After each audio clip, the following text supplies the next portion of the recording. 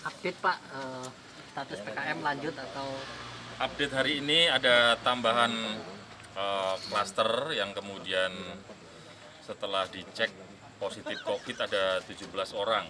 Kemudian angka kesembuhannya ada 9 sehingga total COVID pada hari ini ada 57. Ada penambahan 8. Ada penambahan 17, kemudian angka kesembuhannya 9 sehingga totalnya ada penambahan tetap yang dari kemarin ke sekarang ada tambahan menjadi 57 orang.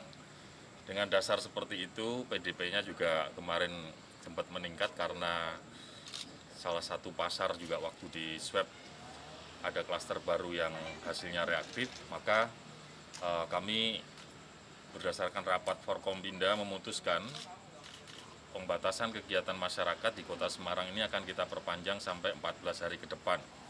Jadi periodenya adalah tanggal 25 Mei sampai dengan tanggal 7 Juni. Ya.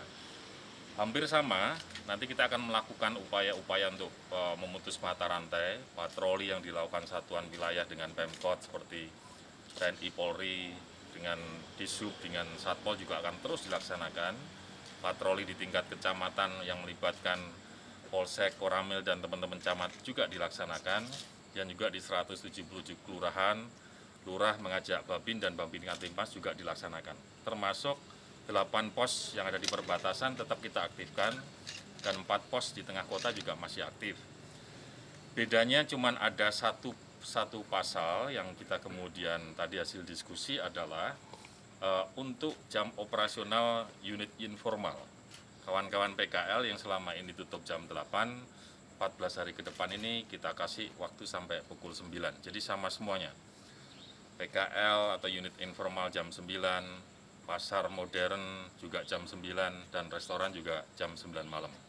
Sehingga dengan harapan perlahan-lahan kita akan membiasakan warga Kota Semarang untuk memasuki situasi new normal atau hidup berdampingan dengan yang namanya COVID-19 ini. Tapi kami masih belum berani melepas secara total karena kita tahu beberapa hari terakhir ini masyarakat seolah-olah sudah lupa bahwa ada pandemi COVID-19. Mereka cukup banyak di jalanan, di mal, atau di pasar hanya untuk persiapan lebaran. Padahal kita sudah menyampaikan kebijakan dari pemerintah pusat lewat Menteri Agama bahwa sholat Idul Fitri diharapkan di masing-masing rumah. Kemudian juga tidak ada anjang sana, tidak ada lagi namanya open house, semuanya nanti sementara dilakukan di rumah masing-masing. Tapi toh itulah sebuah budaya yang hari ini kita juga ditambah lagi informasi dari Polrestabes, cukup banyak mobil-mobil atau transportasi darat yang masuk lewat pos perbatasan Kota Semarang. Nah, kita akan antisipasi itu selama 14 hari ke depan. untuk sekolah gimana Pak? Sekolah kan masih libur, ya kan? Sekolah itu nanti akan memulai kalendernya pada bulan Juli. Nanti kan kita selesai tanggal 7 Juni. Mudah-mudahan ada hal-hal yang bisa kita sesuaikan untuk kehidupan yang normal. Misalnya contoh seperti di Thailand, di dalam kelas bangkunya yang diisi 2 orang itu nanti bisa dikasih sekat dari plastik. Ya, plastik atau mika atau fiber gitu kan. Tapi ini baru sebuah diskusi malam hari ini, nanti kita akan panggil Pak Kepala Dinas Pendidikan Kota untuk bisa mempersiapkan hal tersebut. Pelaku pariwisata khususnya yang di tempat hiburan, kami minta untuk bersabar. Karena menurut kami, tempat hiburan itu wilayahnya wilayah sekunder gitu ya. Bukan persoalan yang primer, yang orang kemudian harus melakukan aktivitas seperti sandang, pangan, papan itu kan pasti primer gitu ya. Nah, kalau yang di hiburan ini kami minta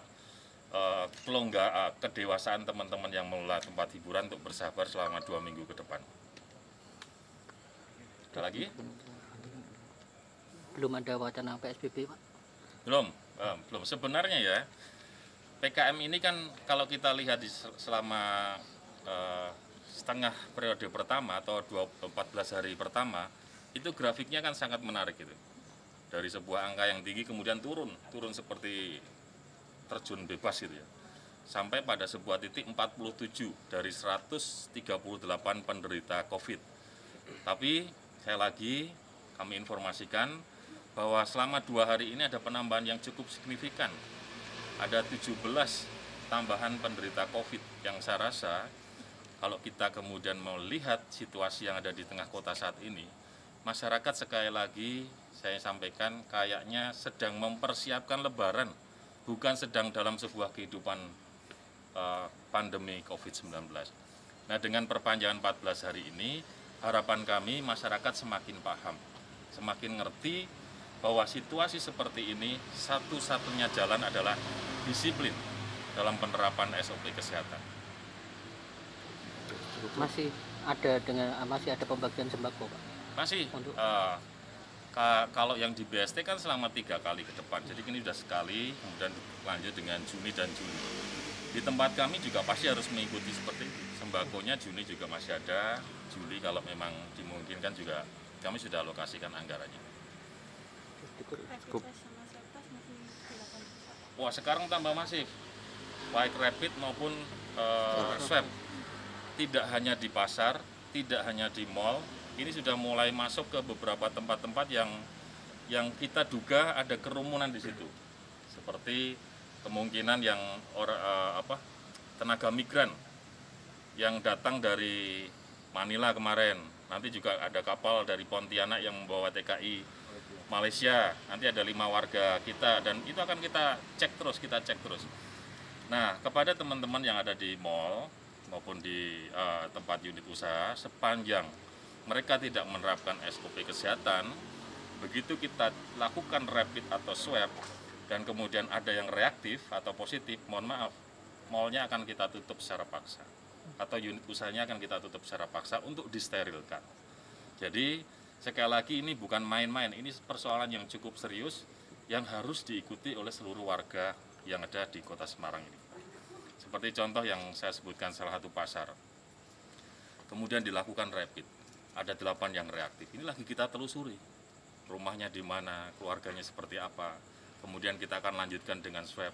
Kalaupun nanti misalnya hasilnya begitu banyak pedagang yang terkena, ya mohon maaf, pasarnya akan kita tutup. Karena pasar ini ternyata setiap hari mereka kemasukan pedagang-pedagang dari luar Semarang. Ya, kita kan berharap supaya tidak ada penyebaran dari titik manapun.